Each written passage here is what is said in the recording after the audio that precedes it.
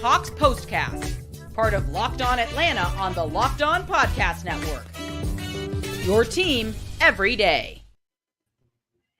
Welcome into the Locked On Hawks Postcast, your home for the best Hawks talk. It's local insight you can't get anywhere but here at Locked On. I'm Tenitra Batiste. Alongside me is DeShaun, Tate.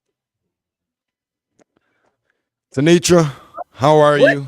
We're going to talk about in terms, and when I say that, I kind of pause because I'm thinking, okay, ultimately speaking, I know that this was one of those tough ones for the Hawks. And by the way, of course, you know this is the best home for your Hawks talk. It's local, any insight you can't get anywhere else but here at Locked On. And of course, that guy is DeShaun Tate. I'm Tenitra Batiste. But and so, you know, let's get all the pleasantries out the way, because I think for me, it's weird. And I know we're going to talk about it, but we've talked about this before, how there are these wins where it's not a moral victory per se. But if you look at the landscape of how the loss came about, you can't be as frustrated with some losses as another. So we'll talk about that. But of course, just want to let you guys know before we begin that this episode is brought to you by Prize Picks, the easiest and most exciting way to play daily fantasy sports. Go to prizepicks.com/LockedOnNBA and use code all lowercase LockedOnNBA for a first deposit match up to $100. And of course, the Hawks Locked On Postcast is part of the Locked On Podcast Network, your team every day. Now, like I said, DeShaun, it's technically the third game in a back-to-back because, they played a quick game today against Toronto, and then the Hawks played a quick game Friday against Toronto, and then they had to flip and head to Cleveland for this game. So when you look at the score, when you look at 127 to 119, of course, Cavs get the win in that regard. It's one of those where you say to yourself, and this was your takeaway, the Cavs did what they were supposed to do in taking advantage of a shorthanded team. You got part one of that, and then I'll come in with my takeaway for part two. For sure. You know, I think besides the fact that it was good to see this team be able to score at least 100 points, something that they've been consistently a team that have done over a ton of games. But I think this is where you start out at is Clint Capela, the piece. You know, he may not necessarily be the heart and soul or the most vocal leader and piece, but when you start talking about the front court, that is the guy who has been the most consistent, the most persistent, the guy that has, really been the savior a lot of times on the defensive side.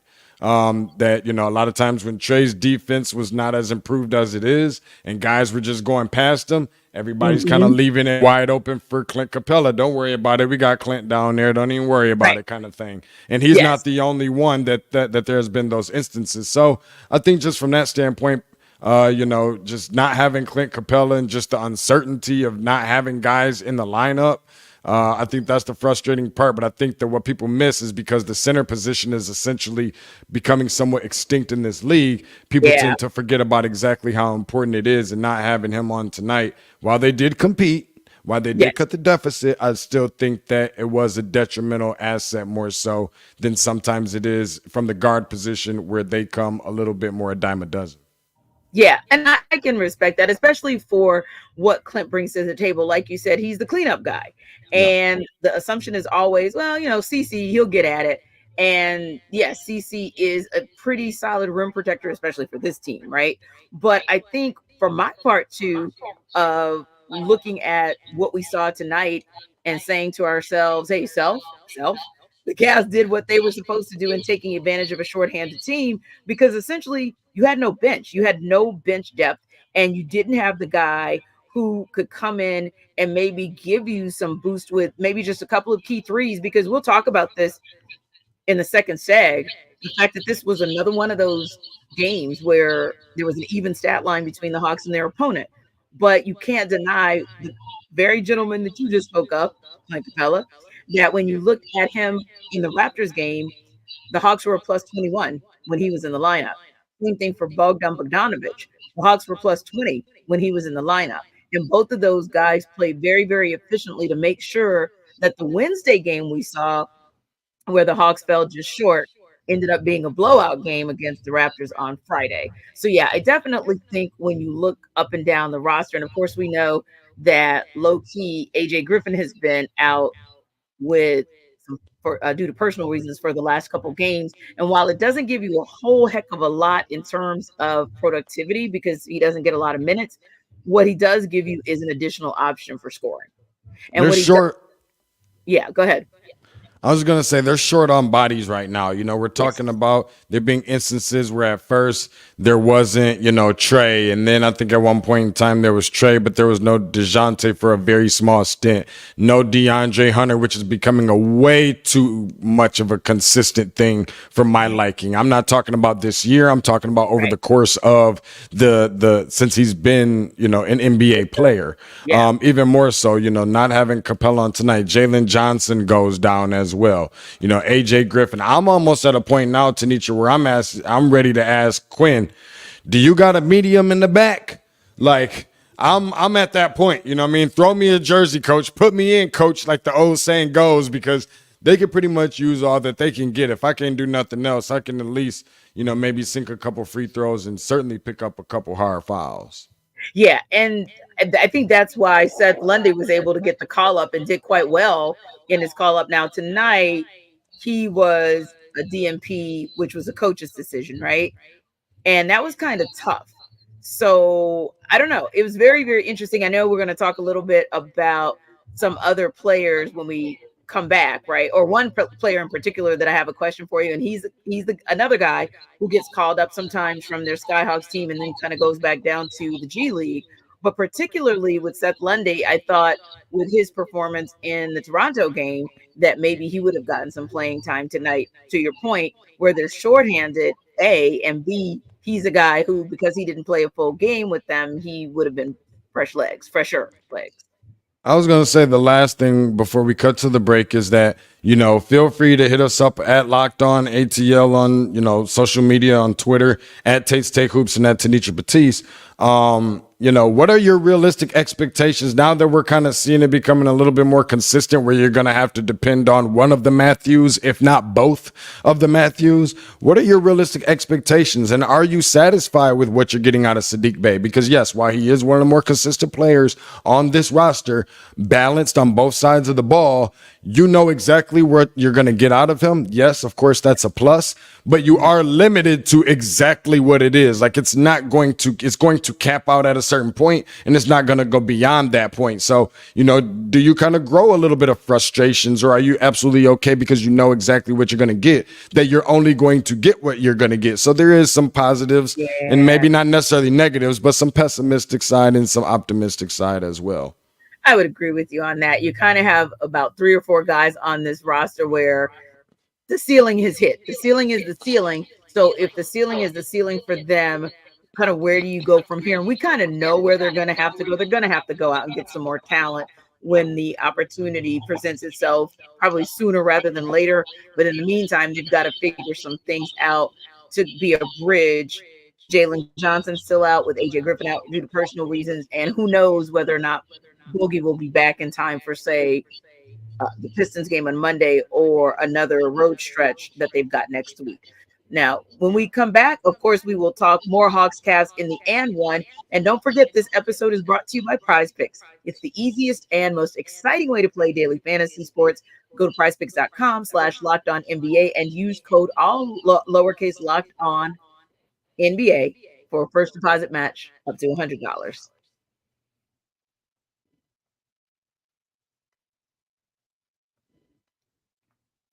Now, guys, when you think about needing a little financial help, it could be because it's the holidays and maybe you need a little bit extra just to put a few extra gifts under the Christmas tree, or maybe just like most of us are from time to time, the challenges don't kind of match up. The money ain't moneying, the math ain't mathing, or as my mother would say, more month than money. Well, that's where Dave comes in, right? Dave can get you cash when you need a hand between paychecks and can help you build credit by settling extra cash advances on time. Dave would have been so useful when, say, someone got an expensive parking ticket, or maybe you had an unexpected bill hit you. That's when you would need a Dave for some extra cash. Now, it's a banking app. And that's basically one that levels the financial playing field. When you download Dave, you could get up to $500 in 5 minutes or less. No credit check, no late fees. It's part of Dave's extra cash account. Advance the money you need with no interest and then settle up later. Now, how do you get to Dave? Pretty easy. Download Dave today at dave.com/LockedOnNBA. That's dave.com/LockedOnNBA. Again, you can get up to $500 in 5 minutes or less. Download that app. And of course, terms and conditions will be actually put out there, or I guess spelled out, if you will. And you can go to dave.com/legal, member FDIC. Eligibility criteria and instant transfer fees apply. And banking services are provided by Evolve.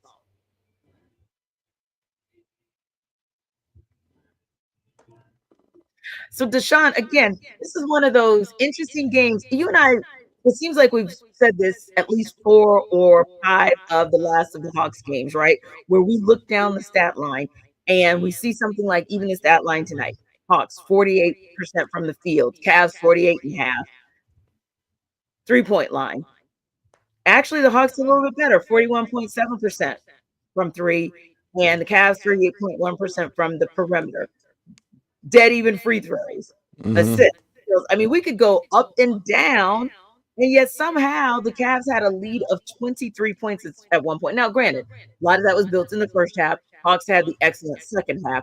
But when you look across the stat line overall, why were the Cavs able to still pull this out, even though they were outscored in the second half, but the Hawks couldn't complete the comeback? Yeah, I think it was just a matter of, some of the things that don't show up on the stat sheet.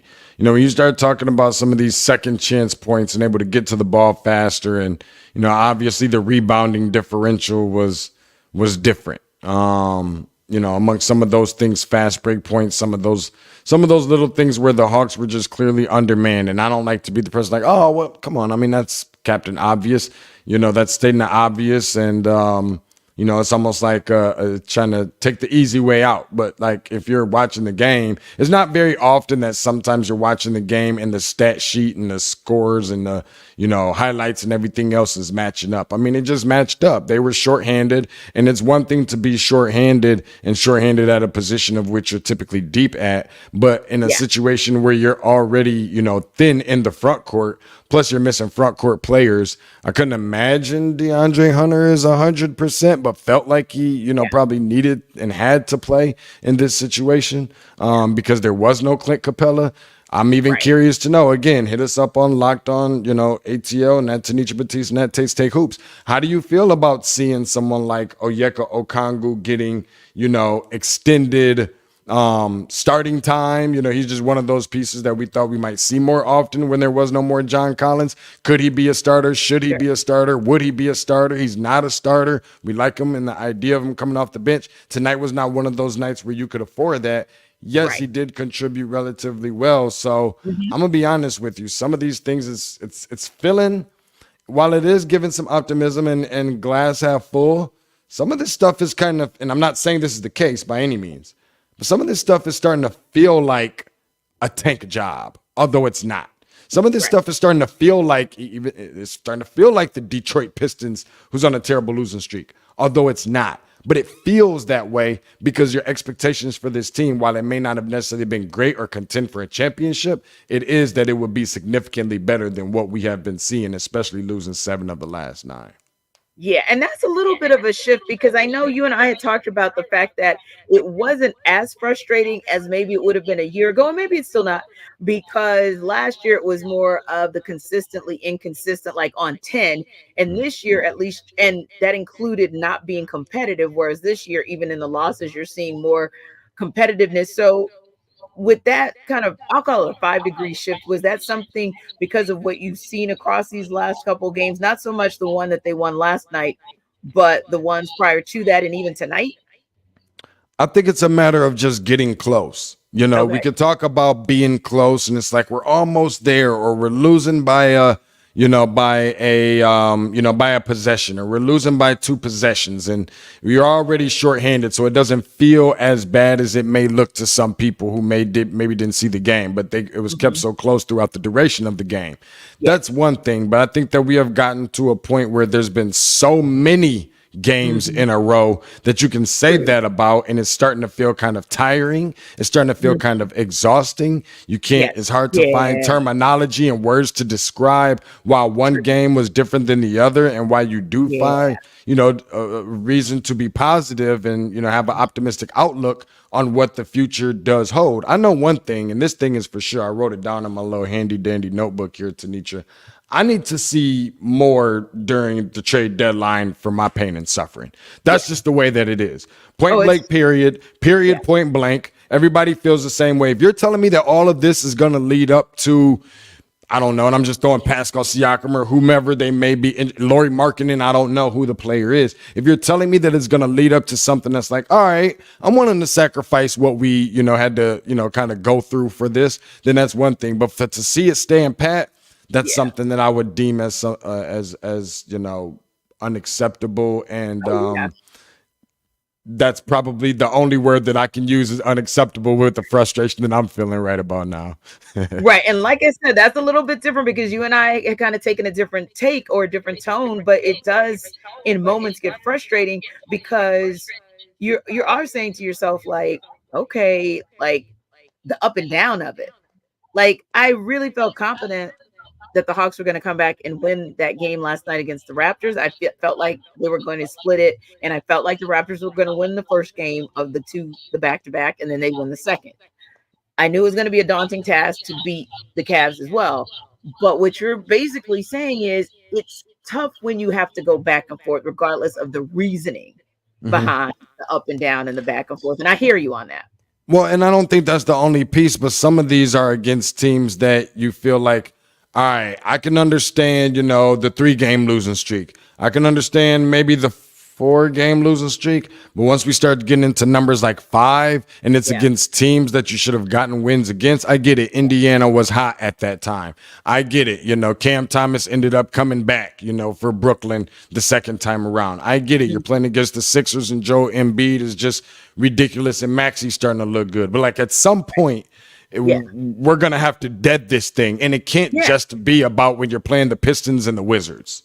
Yeah, and it can't also all the time be, well, we were depleted. But and don't get me wrong, we do acknowledge that because, yes, we look at the stat line and you and I are always looking for when it's that even stat line. Okay, well, where were the areas where it wasn't even? And you called one of them out earlier, which was points in the paint, where the Hawks were outscored 60-42. And I wanted to call one out as well that I saw, and that was the offensive rebounds, because it was an 18-6 margin. And so when the Cavs have 18 rebounds, offensive rebounds, that means you gave them a boatload of opportunities for second chance points. So if this is a game that they won by a mere 8 points, well, one of those margins easily gives the Cavs the win over the Hawks. But again, it does get a little frustrating after a while to have the conversation about, well, they kind of have people out, because then it becomes, well, you could have played Seth Lundy, but it was a DMP coach's decision. Or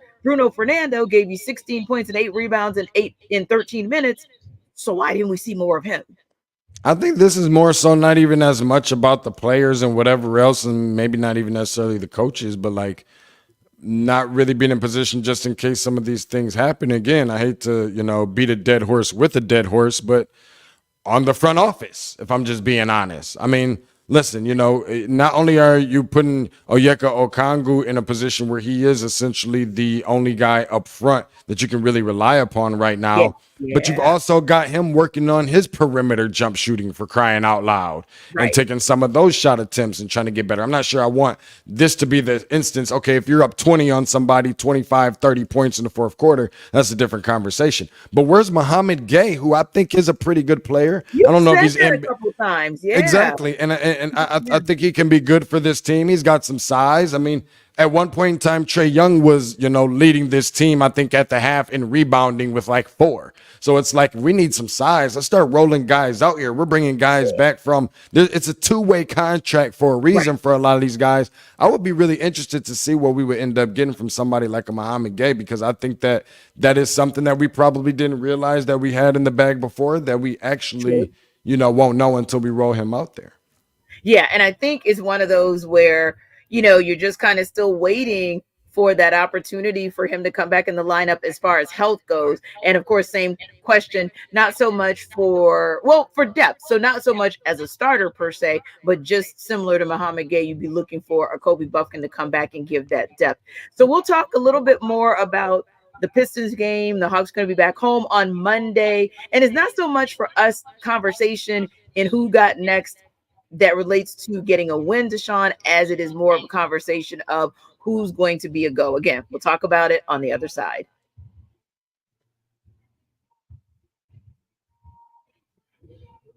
All right, it might be Prize Picks time for you. Why? Because it's the largest daily fantasy sports platform in North America. They are the easiest and most exciting way to play DFS, daily fantasy sports. It's just you against the numbers. So instead of battling thousands of players, including pros and sharks, you pick more than or less than on 2 to 6 player stat projections and watch the winnings roll in. So if it's basketball, for example, one thing about Trey is going to trade. And I say that in a positive way, because if you look at the stat line, we're talking about another 30-plus point game tonight, 35 points. You heard DeShaun mention it, 4 rebounds along with 10 assists. That might be a guy where you might want to take a chance and say, hey, let's see if there's a combo there with how he shoots. Or DeJounte Murray had a good night, 21 points, 6 assists, and 3 rebounds. Could that combo be a winning combo for you? Well, Prize Picks will tell you about whether or not it could be, and they'll even offer a reboot policy so that your entries stay in play even if one of your players gets injured. And for the Hawks, you guys know that's terribly important because they're starting to become decimated by injuries. So if you want to learn more about Prize Picks, of course, go to prizepicks.com, but you can also go there and use the code LOCKEDONNBA for a first deposit matchup up to $100. Again, it's prizepicks.com/LockedOnNBA. And of course, it's all about the daily fantasy sports made easy.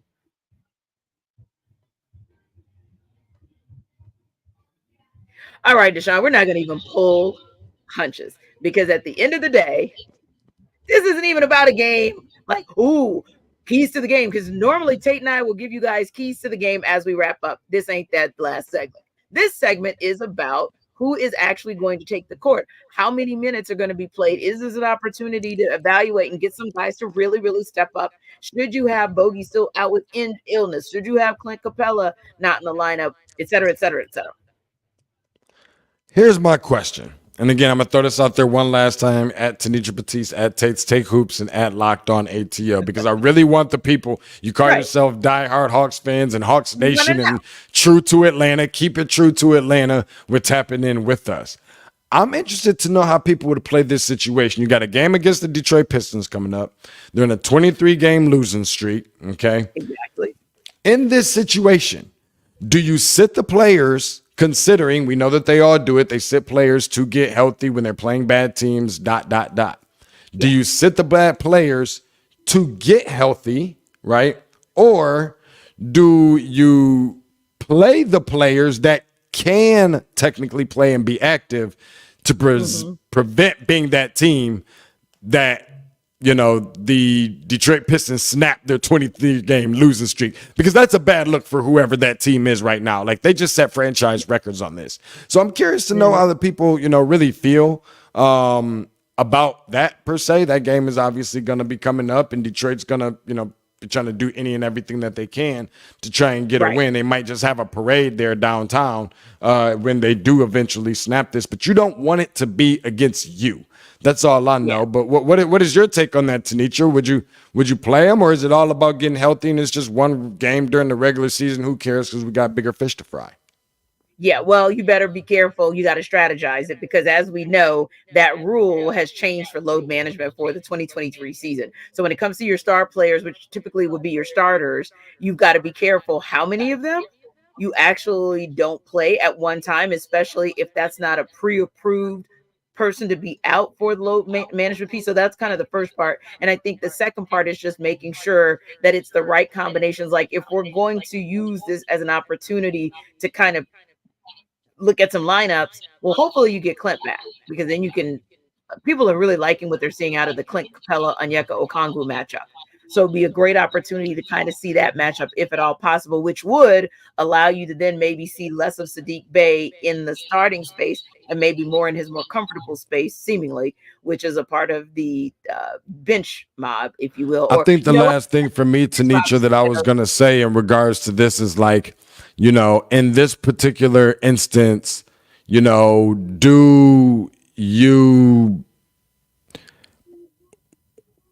how do you go about defending and just trying to find offense in the front court? Because of the simple fact that if you're already thin in your front court, it's like unlikely that Jalen Duran is even going to play, but they're big up front. You got Isaiah Stewart, and these are physical guys. These aren't guys that's just like, can barely, they got gum nailed to the bottom of their shoes, or their shoes is nailed to the floor, or anything like that. These are young athletic guys who are hungry and very physical, very athletic pieces. You also don't want to be the team that gets destroyed by flash in the pans or has-beens, or guys that just never seem to make their way in the NBA, like James Wiseman, where all of a sudden he looks like that top 3 pick in the NBA draft that we have never seen. Also, right. Marvin Bagley looks like the number 2 pick in the draft and beats the guy who is arguably the best player selected in the 2018 draft, being Trae Young, because they both came in at the same time in the same season. So, I mean, you don't want to be that team.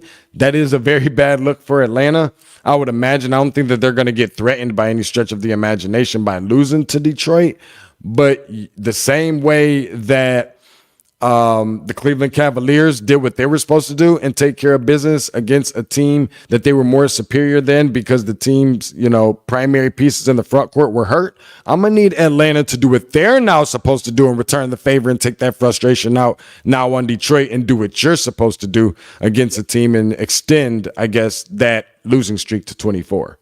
Yeah, because you don't want to be that team that ultimately is the one that hands them their first win in weeks on top of weeks on top of weeks, because it's always and sadly, yeah, but it's always been weird these last couple of years with the Pistons and Hawks. The Pistons seem to give the Hawks fits, and at the end of the day, the NBA is still a league of matchups mattering. So we will see. Of course, like we said, it shouldn't be about a win or loss, because this should be a win for the Hawks. It may be more about an opportunity for Quinn Snyder to play around with his lineup and also to see what he can get from guys as they're looking like they're about to go through a stretch where they're up and down because of injuries. Listen, we appreciate you guys for stopping by the Locked On Hawks postcast. Remember to like and subscribe to our YouTube channel. And for more on the Hawks tomorrow, make sure you check out Locked On Hawks with our guy, Brad Rowland. We will see you next time.